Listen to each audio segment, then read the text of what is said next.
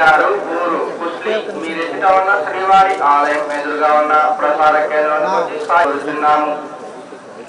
వెంకట్ గారు ఊరు కుస్తి మీరెదుట ఉన్న శ్రీవారి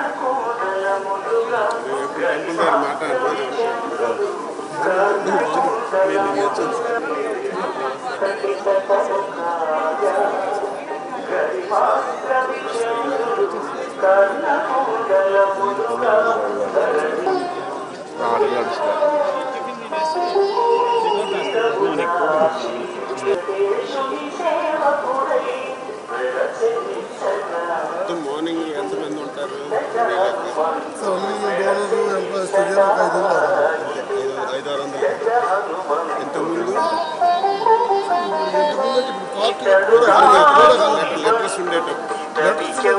లెటర్స్ జనరల్ బయట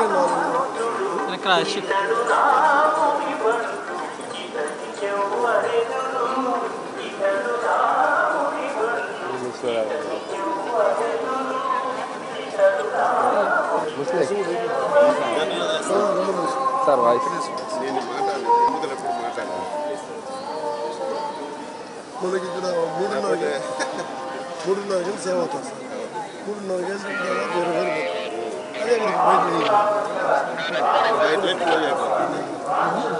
ఉంటాయి సార్. 10,000-15,000 ఉంటారు బయట.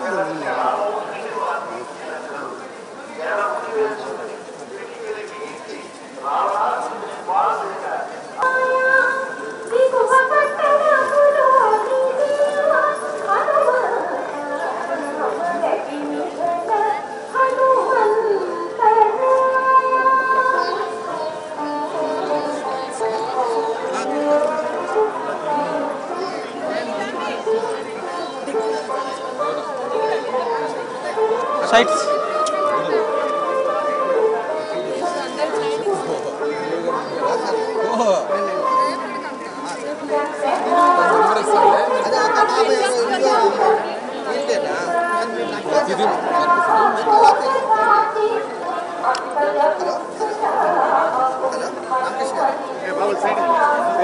Side no no no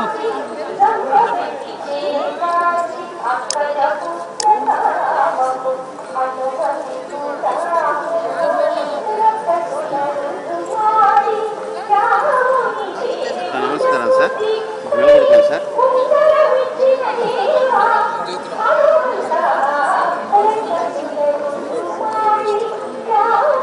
sir అట్టే ఉన్నాను సార్.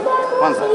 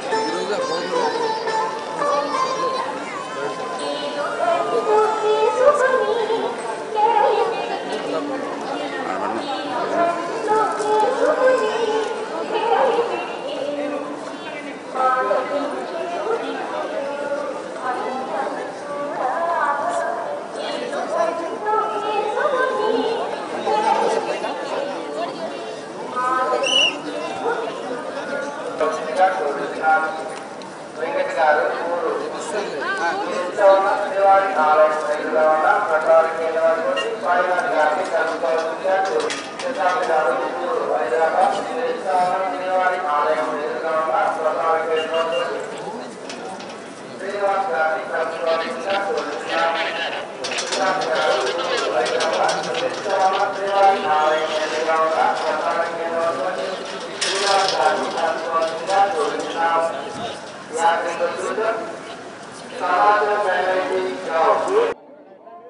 ఈరోజు కలియుగ దైవం శ్రీ వెంకటేశ్వర స్వామి వారి దర్శనానికి సకుటుంబ సమేతంగా రావడం జరిగింది.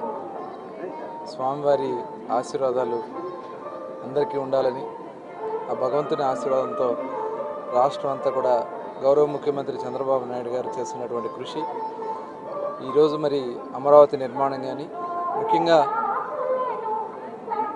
ఈ రాయలసీమ ఏరియాలో కూడా ముఖ్యమంత్రి గారు చాలా అభివృద్ధి కార్యక్రమాలకు శ్రీకారం చుడుతూ ఉన్నారు.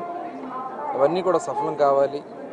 ఏదైతే మనం ఇరిగేషన్ ప్రాజెక్టులకు సంబంధించి మన రాష్ట్రాన్ని సస్యశ్యామలం చేయడం కోసం పోలవరం బనకచెర్ల మరి ఈరోజు ఒక అద్భుతమైనటువంటి కార్యక్రమాన్ని శ్రీకారం చుడుతున్నారు.